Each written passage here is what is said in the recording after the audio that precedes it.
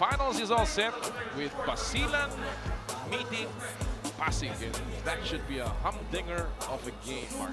A lot of people were saying that on paper, expectedly yung Balanga ang makakaharap ng Pasig if you look at it on paper, but no one expected that kind of an attack from a Frankie Johnson-led Basilan team who just wowed the crowd here with their outside shooting more than anything else. It was Frankie Johnson who was simply unstoppable from two-point country. I think he shot 5 out of 7. That was crazy outside shooting from that guy, and look at the fans. Lahat nakangiti, lahat enjoying the games, and we keep on mentioning, Noli, how much of a treat this is for the fans here in Cebu to watch world-class, not just 3x3 action, world-class 3x3 basketball in their own backyard. True, and lalong-lalo na ngayon, araw ng mga ama. Yes. And gusto po namin batiin lahat ng mga ama sa buong Pilipinas na ngayon po ang inyong araw na huwag maglaba. But seriously, kayo po ang mga bayani ng tahanan din. At it's a great day really to enjoy 3x3 basketball from Chooks-to-Go, because this is also, kumbaga, the father of all 3x3 tournaments. That's true, and of course we keep on mentioning the thrust. Why Chooks-to-Go has this kind of an event? We are looking straight towards the Olympics, mga kapatid. 2020 Tokyo Olympics, where 3x3 is already an Olympic event. And a lot of people are saying that the Philippines has the biggest chance of getting an Olympic medal in 3x3. Kaya po si Boss Ron Mascareñas ay minabuti ng magtayo ng ganitong klaseng liga para magkaroon tayo ng puntos to qualify in FIBA-ranked 3x3 tournaments all the way towards that Olympic dream. You know, one thing about this finals though, kasi alam naman natin kung gaano kahirap maglaro ng kanilang ginawa sa semifinals. Itong Basilan will play back-to-back games. Right. And remember, ang Pasig has had a little bit of time to rest after their semifinals. Not too much, but Basilan is obviously more tired at this time. Ngayon, kung, of course, binibigyan ng dalawang koponan an opportunity to get some rest and you know, get some strategies done in their respective areas there at the backstage. But fatigue will be a factor here, Mark, coming to the finals, dahil alam natin na hindi madali maglaro ng 3x3 basketball. We saw the spills a while ago from that last game, and Basilan was on the receiving end of most of those blows, especially that really bad fall by Frankie Johnson. So alam mo, nakaramdaman pa nila yan eh. Meron pang mga aches and pains in their body from that last game. It will take an extra amount of grit, an extra amount of courage. And who really wants to win this finals? Again, this is the last game. You really gotta pour it on. Papakita mo kung talagang sinong gustong manalo dito, but they will be up against a very potent Pasig team loaded with veteran 3x3 talent. Hindi ganun kadali for a Basilan team. But again, we said that even before their last semis game, and we saw a totally different Basilan team come out. Right now, you can see our courtside announcers here, Sudan Daniels and Mike Swift, entertaining the crowd as we await the finals. Of course, kanina pinakita natin ang mga mahalagang mga tao na nagdala ng 3x3 basketball dito sa Cebu. Ang ating mga partners from Coca-Cola. Of course, ang mga head honchos ng Chooks-to-Go. They're all here. And of course, the media support, not only from the Manila, from this local press, at nakikita natin dito maraming Cebu media that are covering this, but also the national press. You know, they've all supported this particular tournament. We're just so happy that they're in support of this great event here in Cebu City. And of course, kami po sa ESPN5, we're so happy to bring you this live coverage ng opening day ng Chooks-to-Go Pilipinas 3x3 Patriots Cup presented by Coca-Cola. Noli Iyala po kasama si Mark Zambrano and Mara Aquino from the court side. And we are just about ready as the stage is set for the finals. Itong ating tournament today. There's the lineup ng Phenom Basilan CTG construction. And again, it's been a spectacular lineup. Alam mo, nung una natin nakita pa lang ito, they just simply have the tools to win. On the other hand, of course, ang Pasig Kings ng Gold's Gym is a team that has a lot of a lot of awards. They have won almost everything. So this is now a good question. Are they keeping reign over the kingdom of 3x3? Or will we have a new king? Here we go. We'll find out now. Opening action here. Statham. Remember, kakalaro lamang ng Basilan, ha? There's a nice shot by Statham. Frankie Johnson, who had the hot hand kanina, opening up with 7 straight points. Marcus Hammonds loses the ball. 3 seconds to shoot. Outside shot. Wala. Of course, ang advantage ng kalalaro lang, you still have a good feel of the court. Samantala, Pavlovich with a drive. 2-0. Lamang dito ang koponan ng Pasig. Kick out. Hammonds, long two. Mahina gets his own miss, and he drives. Lead is down to 1. Outside shot. Again, that's Monson. Stare down at Troy Reich after hitting that shot. Score is now, I don't know if this is the right score. We've got to check the score. Ang nakakuha ng dalawa si Monson, so that should be, ang bilang po is baliktad ang score. 4-1 lamang dapat ng Kings. Well, we'll be checking the score. Pavlovich goes inside, uses his body to shield off Troy Reich. Remember, Troy Reich, another basket here by Hammonds, used to play with Pasig. That's right. They're signaling at the scoreboard. It's inverted. Baliktad yung score natin.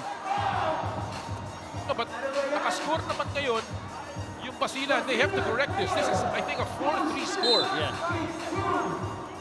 It's either 4-3 or 4. 1-point shot lang yung kanina. There's a, they have to check the score first.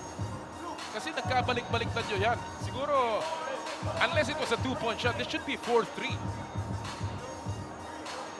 And now they're double-checking the score. You gotta make sure here. Pati yung mga table officials natuwa sa action. Parang nanood na lang minsan. O napagod. Pati yung scoreboard napagod eh. Ayan, yan ang tamang score. 4-3. Yan ang sinasabi ko. Yan.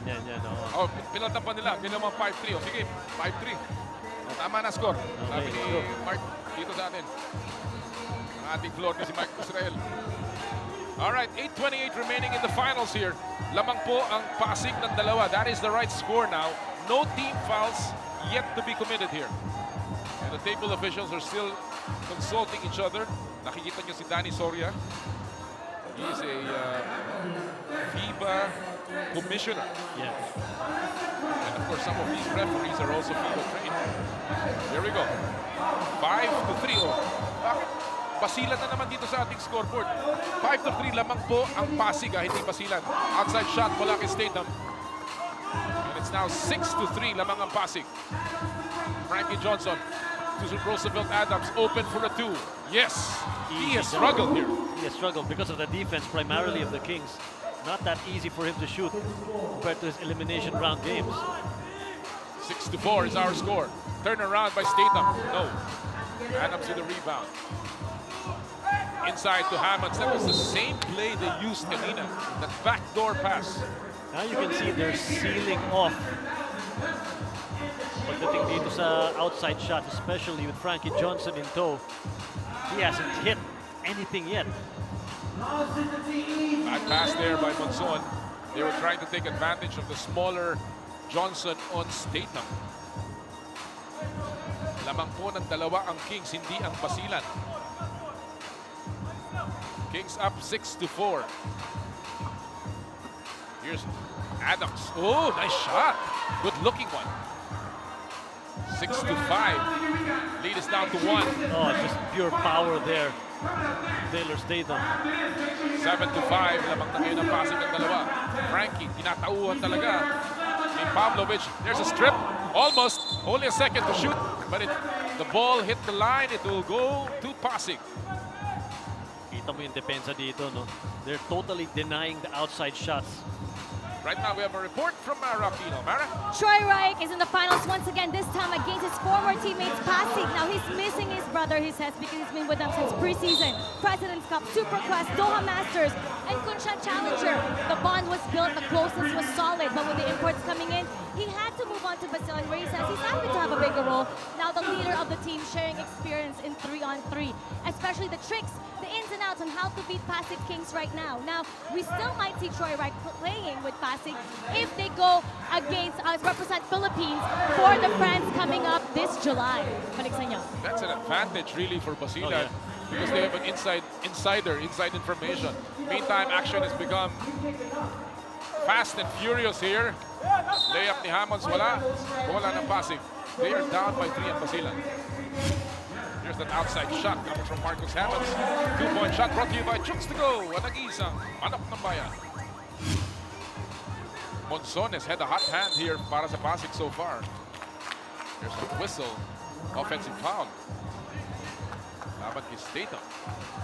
Those easy turnovers will plague you in the long run, especially if you're playing a finals like this against Basilan. Hammonds. He likes this spot at the top of the key. Troy Reich. In and out.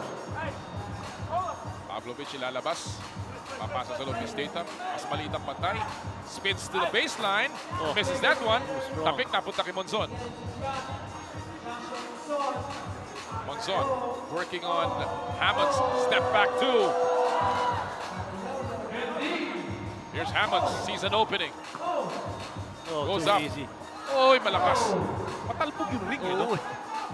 Very unforgiving. Oh, there we go. Johnson. First attempt at the two-pointer there from Frankie Johnson, way off. Walang pupuntahan si Monzon. Bounce pass inside. Statham, and it's the ball of Basilan. Very tight defense. Ganda defense. But you can see both teams visibly tired. Clearly. A step slower than we're used to seeing. Especially Johnson.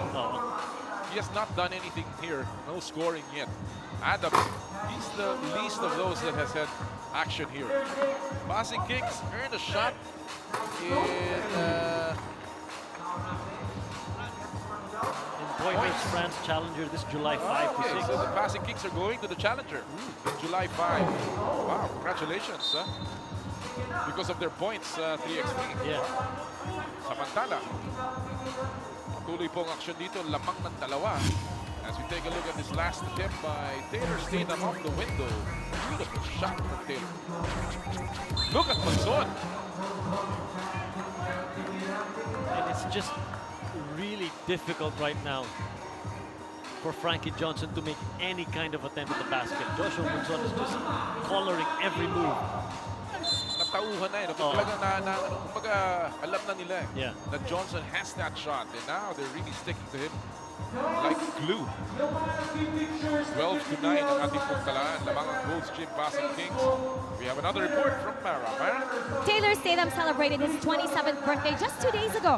First birthday niya to overseas away from his family at nahirapan nga daw siya mag-reply sa kanyang mom with the sad faces na tinetext ng mom niya, texting him how much they all miss him back home. Pero ang maganda dito, sinupresa naman siya ng mga kanyang kaibigan at kalaban sa 3x3 kasama dun sa surprise party, Basilan, Balanga, his teammates in Pasig Kings at mga PBA players. So kahit malayo sa pamilya, meron naman siyang family in basketball dito sa Pilipinas. Nolly and Mark. Good to know. Well, Taylor Statham really enjoying the hospitality of his family here. In the meantime, kanina nakascore si Frankie Johnson, his first bucket of the game. Foul off the right, malakas. No foul. And Roosevelt Adams is holding on to his ankle here as Statham has a free ride to the hole. Adams just fell terribly. He's holding on to his left, is that the left? Right ankle. His right ankle. You can take a look at that move where he fell. Ito yun. It's powerful move there. Drive. Uy, natapakan niya yung pa ni Monzon. Oo, natapakan niya yung pa ni Monzon, landing awkwardly on that right foot. Hindi sinasadya yun, of course, but natapakan niya po yung paa ni Monzon on his way down, and now he's getting up in his, using his own power.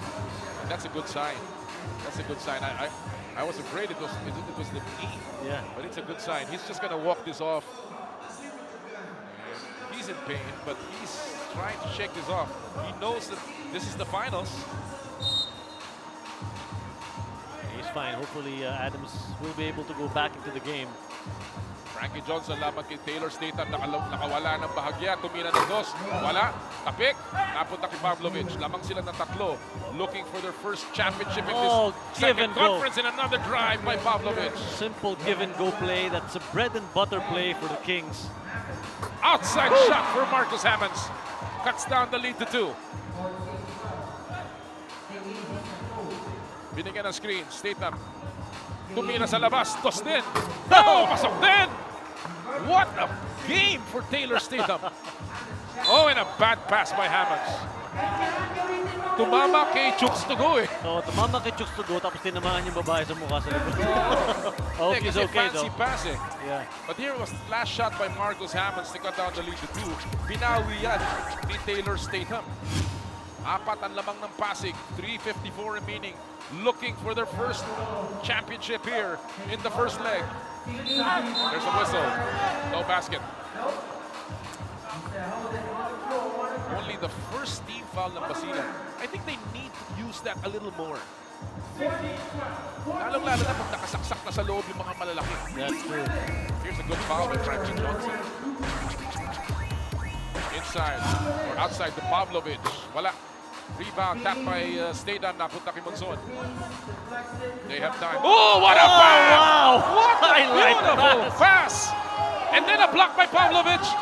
He had a hand on that ball, but what a spectacular pass by Monzon. Watch this again. That's Behind the Rocker Park. between the legs, through a couple of defenders, and that familiar Karl Malone layup. Samantala, saksak ni Frankie Johnson. Babaan lamang sa 4. Still a commanding lead here para sa Pasig. Monzon toying with Basilan. Outside shot, wala. Reich picks up the loose ball. Hammond gets bumped, gets inside, drives. Good move. Lead is down to 3. Lot of time here. You know, Hammond should take advantage of that mismatch. I don't think Pavlovich is fast enough to guard him. In the meantime, Statham is just taking advantage of his size laban kay Troy Wright. Libre si Johnson. Oh, wala pa rin. He has not made a single 2-point shot in this championship game. I think that fatigue is starting to be felt here, as you mentioned. Another free layup from Taylor Statham, and he has been a monster. Hammonds from the outside, slightly blocked, and there's a foul by Nikola Pavlovich. Pavlovich is saying all ball there. Alam mo, sinasabi niya, bola eh. Marunong na mag-Tagalog. Sa tagal dito, marunong na. Bola rep, ano ba? Free throws. 2 free throws now for Hammond. He is the one that's carrying the team right now. Yeah. They're down by 4, could be 3. Wala. And now, an opportunity para tapusin ang laban. Monzon misses that one. Johnson picks up the rebound. Reich, 2-point shot. Malakas. Rebound. Contested, picked up by Monzon. Statham, step back 2. For the win! Huge shot by Taylor Statham to seal it. Wow. Characteristic win by a 2-pointer for the Pasig Kings. He has made it look so easy. Statham, step back 2.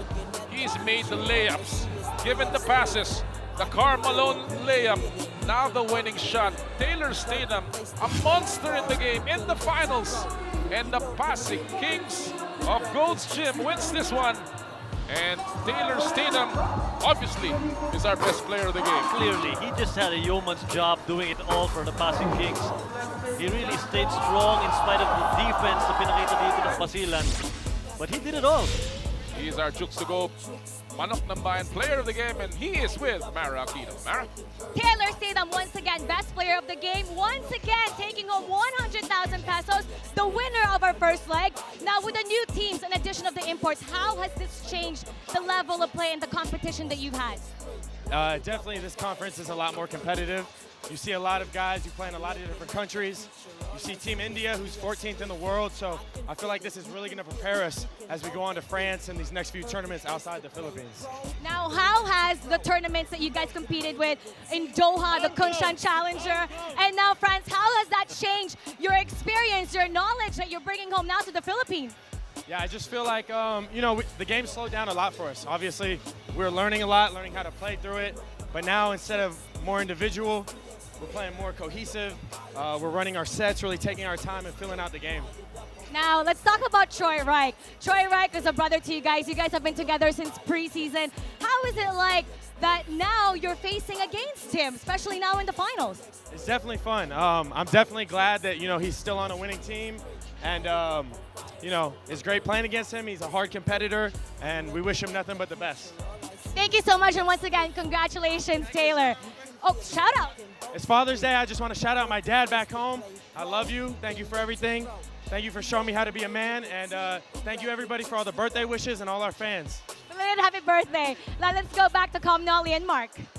Happy birthday, Taylor. Happy birthday, man. What a birthday present, What a birthday present. Happy birthday. Well, you know, that's great.